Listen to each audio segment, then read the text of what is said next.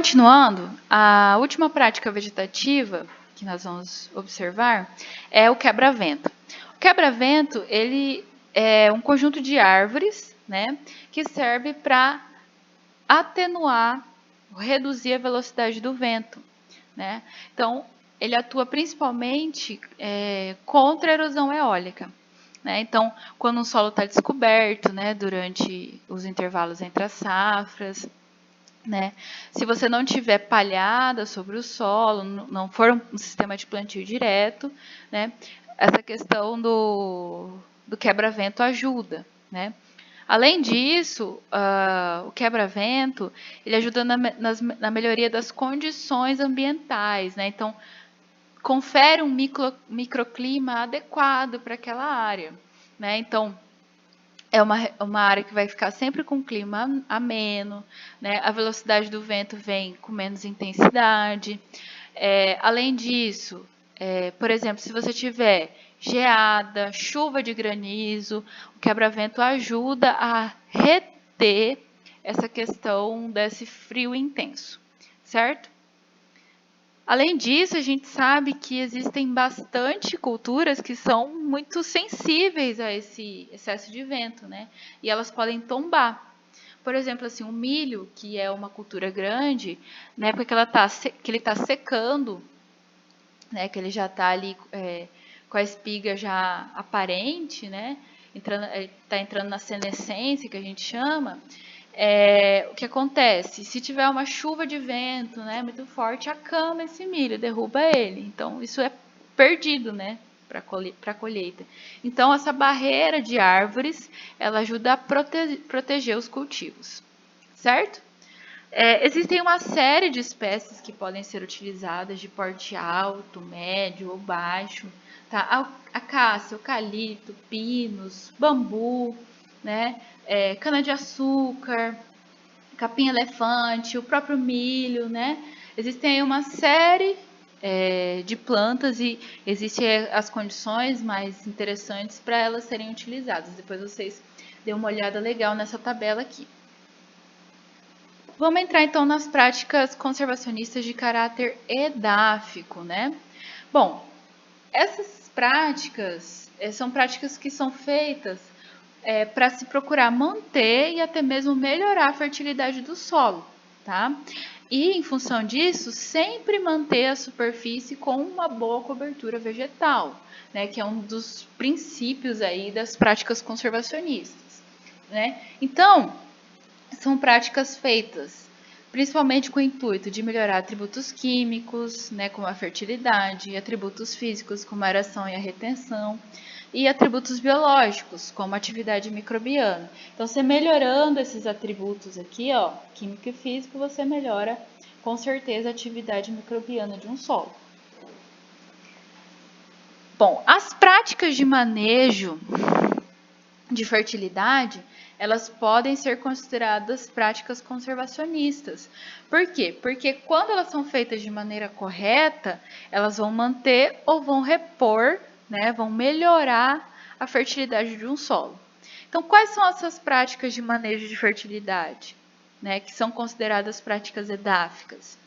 A amostragem do solo, a correção da camada superficial e subsuperficial, com a calagem e com a gessagem, né? As adubações corretivas e de manutenção, né? Adubação mineral, adubação orgânica, até mesmo a adubação verde pode entrar aqui de novo como uma prática edáfica, né? Mas nós vamos abordar apenas aqui a adubação mineral e a adubação orgânica. Nesse primeiro momento, nós vamos falar desses dois tópicos aqui, tá?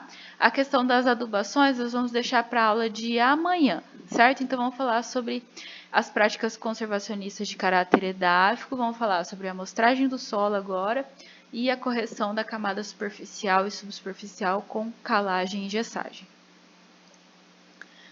Mas todas elas aqui, ó, inclusive práticas que são feitas com implementos, né, para descompactação do solo, aração, gradagem, subsolagem, também são consideradas práticas de caráter edáfico. Então, todas elas aqui desse slide, tá bom?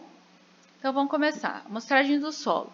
Por que a amostragem do solo se enquadra numa prática edáfica?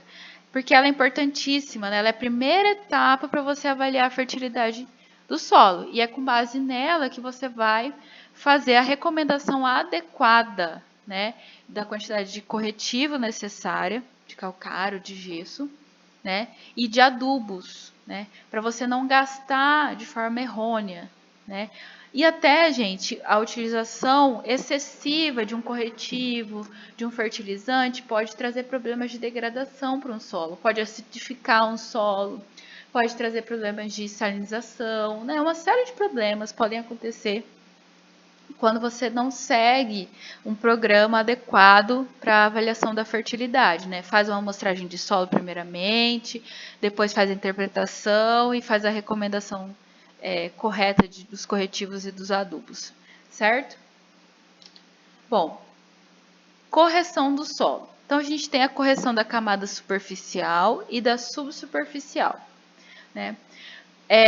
O que é a correção da camada superficial do solo?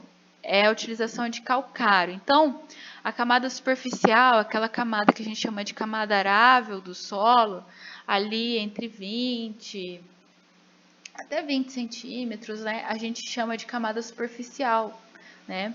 E a correção da camada superficial, 20 a 40, 40 para baixo, né, já é a camada subsuperficial, que vai ser corrigida aí pela utilização de gesso agrícola, né, a gessagem. Então, a correção de um solo, ela é importantíssima, tá, para você adequar o solo para a agricultura.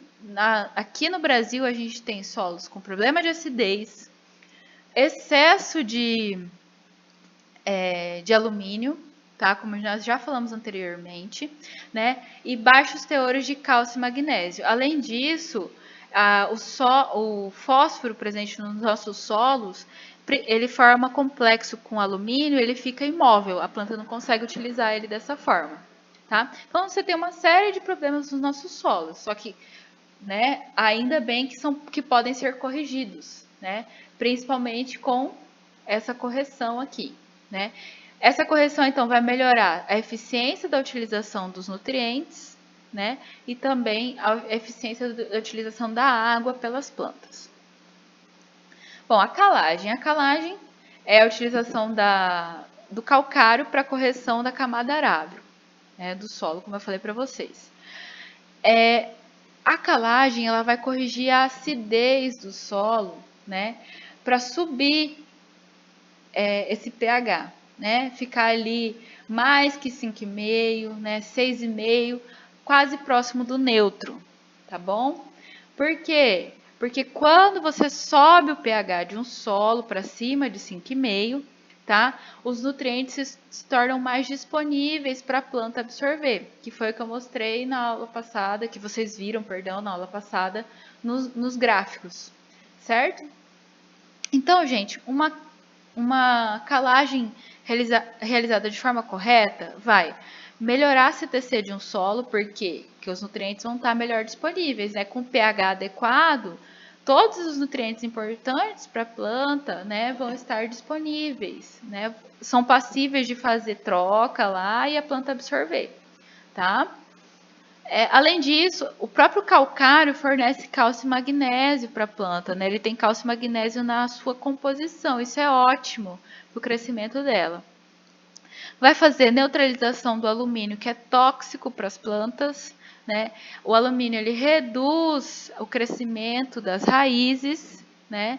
Então, por isso que ele é tóxico para as plantas. Além disso, quando ele se associa, né, com o fósforo, ele deixa o fósforo, vamos dizer assim, inativo, não pode ser absorvido, tá? Então, quando você neutraliza esse alumínio com o calcário, você torna esse fósforo mais disponível no solo, tá? Tudo isso, né, um pH adequado vai ajudar a melhorar a atividade microbiana, então a decomposição da matéria orgânica, vai ficar tudo certo nesse solo, né? Além disso, ele molda o solo, ele melhora a eficiência das adubações. Isso porque, gente, é uma coisa assim, né, óbvia.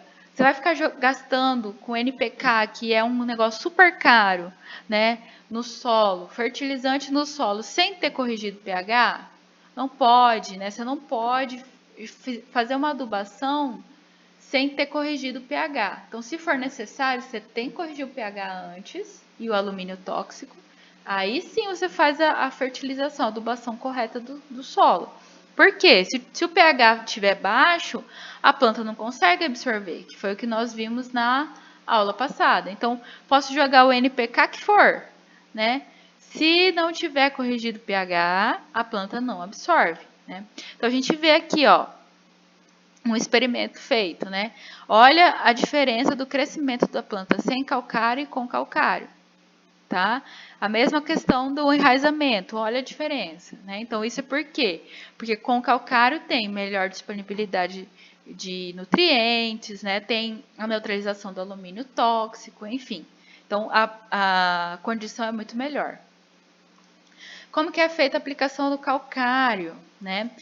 O calcário, gente, quando ele é distribuído a lanço, principalmente, como está mostrando essa foto aqui, né? Então, existem os distribuidores de calcário, que é um implemento acoplado no trator, que joga ele a lanço, né? Bom, então ele vai ser distribuído de maneira uniforme no solo e depois ele pode ser incorporado, tá? Pode ser com grade ou com arado, né? Então, incorporar é enterrar ele no solo. Né? Fazer o disco da grade revolve, né? Ele vira o solo. Então, você tem a incorporação, né? Qual que é a recomendação? Sempre fazer a calagem próximo a dias de chuva, tá? Por quê? Porque o calcário ele não é muito solúvel, né? Então, quando chove, essa questão da chuva, da água, ela ajuda o calcário a percolar no solo, né? Infiltrar no solo, certo? Então, em geral, você faz a aplicação do calcário 60 a 90 dias, tá? Então, 3 meses antes de você começar a aplicar os adubos. Por quê? Porque o calcário precisa desses 3 meses para começar a reagir no solo e neutralizar o pH, tá bom?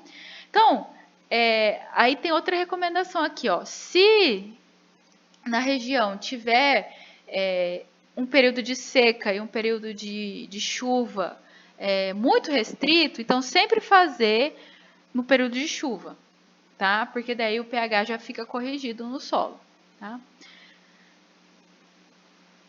A gessagem, galera. O que é a gessagem? A gessagem é a correção da camada subsuperficial. Como eu falei para vocês ali, né? De 20 a 40, de 40 para baixo é a camada subsuperficial de um solo, tá?